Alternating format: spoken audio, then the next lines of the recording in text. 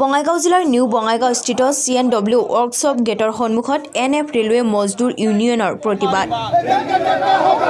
ভাৰত চৰকাৰৰ শেহতীয়া অগ্নিপথ আঁচনিৰ বিৰোধী কৰি প্ৰতিবাদ সাব্যস্ত কৰে মজদুৰ ইউনিয়নে।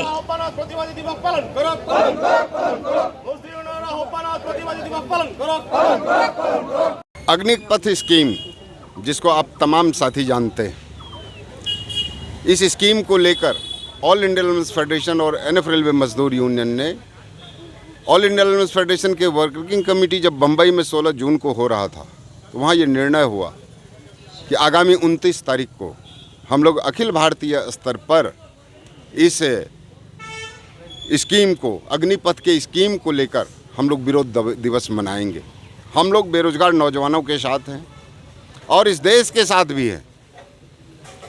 देश के साथ इसलिए कि इस देश की जो संपत्ति बर्बाद हो रही है, हम उसका विरोध करते। लेकिन भारत सरकार की जो ये पॉलिसी है अग्निपथ योजना, जो 4 साल के बाद उनको घर भेज दिया जाएगा 12 लाख रुपए देकर, न कोई सोशल सिक्योरिटी है उसके साथ, न और कोई बात।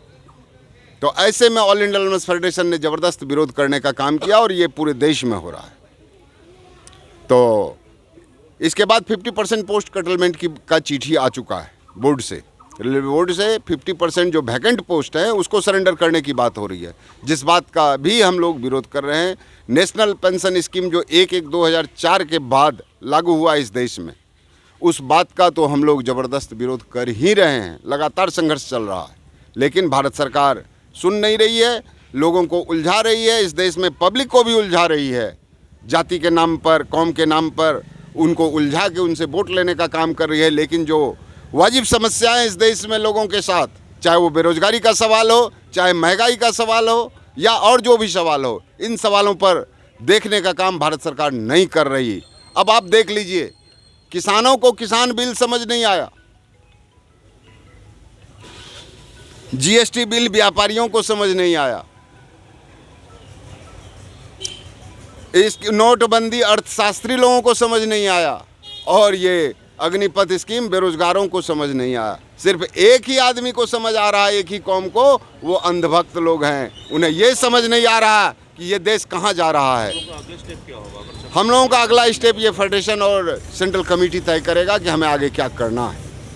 आप लोग नारा दे रहे थे चक्का बंद हो जाएगा।